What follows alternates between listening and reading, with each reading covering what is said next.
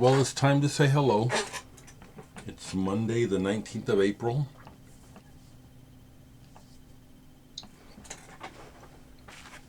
Interesting times. So, we do a check-in, and I'm going to get back to work here. So, I do have some business. It feels like business, okay?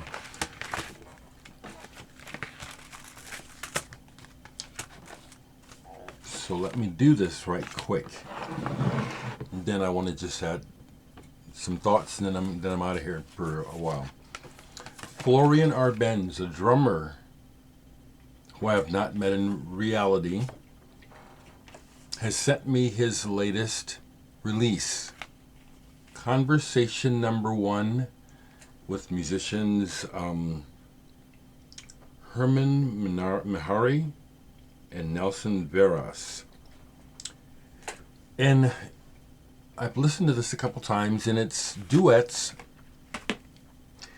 And Florian, I appreciate you sending me your music because you're a sensitive drummer. You're not a showy drummer. You are a listener drummer. And these are indeed actual conversations between you and the other musicians.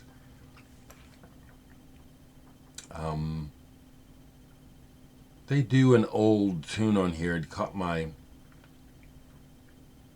They don't use the title on here, but there's an old head on here that I, as a musician, have played a lot of times as a jazz musician.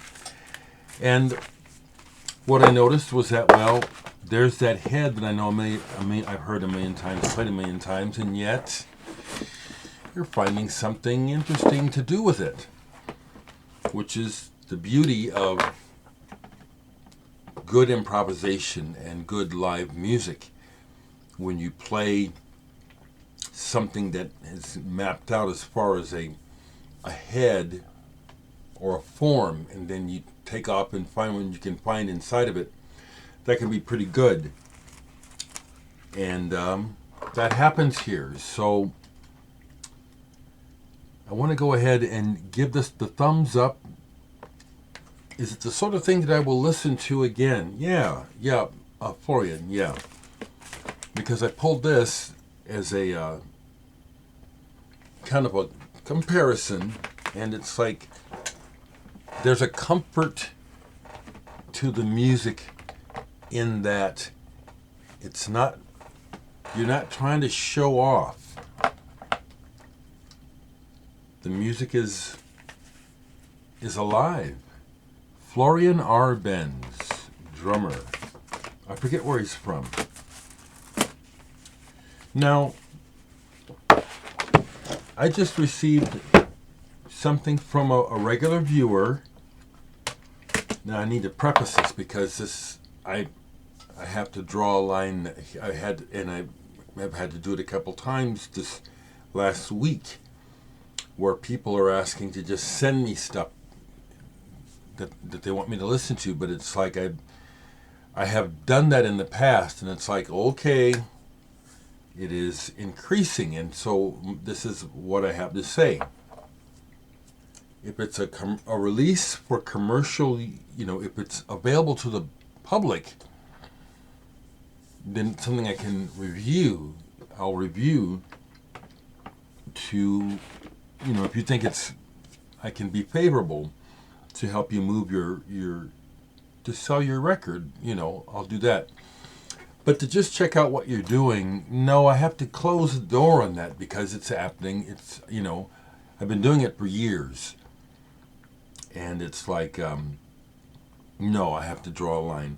It comes to mind because one of the most recent things that I got related to that, but I kind of asked for it because this person is a regular viewer. I don't know if they want me to tell you their name or not. But the comments got my interest as far as, okay, well, you're a musician, what do you do? And so they agreed to send me something. And what's interesting is they sent a proper release, Pan, The Night is Young, Chris Pan, and the regular viewer plays guitar on this. But they also sent me a personal disc of their music, which I find much more interesting than this. It's like, well, this guy can really play guitar. It sounds like Alan Holdsworth. Okay? The Pan, it's like, this is good, but I'm not interested right now. And so I can't review it. Okay? I'm not interested. I've been having difficulty with this Jerry King Bret Hart. It just hits my ears really harsh. So I can't review it until it comes into focus, and I'm not going to force it. The last time I put it on, my response was to take it off. Okay, now you guys are my friends, so it's not an insult. It's an honest response. So when the time is right, it'll come through. Also sent me a demo. I'm not interested in that demo. I'm going to just be real frank about that. So, and then the Moon June package has one of his latest releases, brand new thing by Mahogany Frog. That hasn't come into focus yet. So I can't review it yet. I put it on and it's like, I'm not sure what's going on here yet. Part of that has to do with this recent, where I upgraded my shelves. I got most of my collection out of the closet now. The majority of it I can access now. And as a result, I went ahead and started a database using Discogs. Now, I've known about Discogs and I use it for years, but I had not been dedicatedly using it to archive my collection, my personal. And it just caught me a few days ago, like I explained, with the scanning thing, that just really caught my interest. And so these last few days, I've been spending most of the day archiving my collection. Folks are telling me they think it'll take me years, and someone had mentioned how John Peel and his staff had only archived a little over 1,000 of his collection of 150,000. Well, I've decided, because of the way that the database works, I'm archiving everything. CDs, cassettes, DVDs, and albums. It kind of equalizes mentally for me the collection and the value of things, not monetarily, but that these CDs they're artifacts like the records. They are, and I like having these artifacts. I'm already up over 7,000 entries. But I'm also a little OCD, obsessive compulsive, which is when I find myself interested in something, and I do it.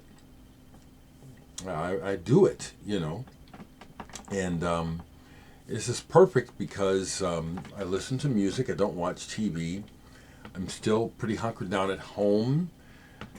I just went out this morning for a store run and got a quick breakfast. No, I don't eat a lot of fast food. I don't. Maybe once or twice a week. I eat really simply is what I do. And crock pot, and stuff like that. I don't eat a lot of greasy food. I'm not frying.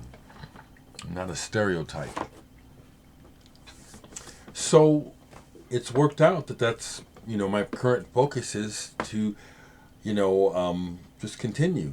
And even though I'm up to around 7,500 entries, I'm still not even halfway done. I don't know how many. I really don't know. I always say 10,000, but now I don't know. I don't know how many records I have. It's kind of fun. Am I finding records that I don't need, don't want? Yeah, not a lot. thankfully. One that I had bought and was thinking eventually it would come into focus, and I just decided to just get rid of it, is artist by the name of Funky Porcini. He was doing kind of a sample thing, and it's just boring. It never goes anywhere. On the other side of it, here's a Rita Lee's pop album, Rita Lee and Roberto. Saud, is that how you say that? Yeah, I like this so much. I played this twice last night. You know, it's good songs. I don't speak Portuguese. I don't know what they're singing. I love it though. I love it. This is something that I just recently got to complete my Sand collection, the band Sand. Desert Navigation. This has been a hard one for me to get a hold of. This is very spaced out, psychedelic, hippie music, but the kind I like. It's like, yeah, these guys don't give a fuck. They're in a groove together, and it's really clicking. It's really working. This is real cool shit. I'll mention this. The guy that's in the band Moon Griffin sent me some stuff. I haven't listened to the mixtape yet, but I like this album that he's a part of. I don't know, Elliot, I think is the guy's name. Exiles is the name of this album. It's available. I really like this. I listened to this a few times. Strong Sender by Exiles. Again, it's instrumental. It's kind of it's like it leaves an impression rather than being like these songs. It's somewhere. It's like Tortoise or Isotope 127 or something like that. But I like this because it gets to a point where it's like, what am I listening to? What am I listening to? It's like, this is kind of cool. Thanks for sending this to me, Elliot. Okay, folks. I'm going to leave it right there. I hope everybody's okay. We had a shooting in Omaha this weekend. There's been a shooting every day the last few days. I'm glad to stay at home. I hope you all are doing well. The times are not good, generally. I can't listen to the news like I used to. I cannot just sit here with the radio and repeat. The news is just so bad, so weird.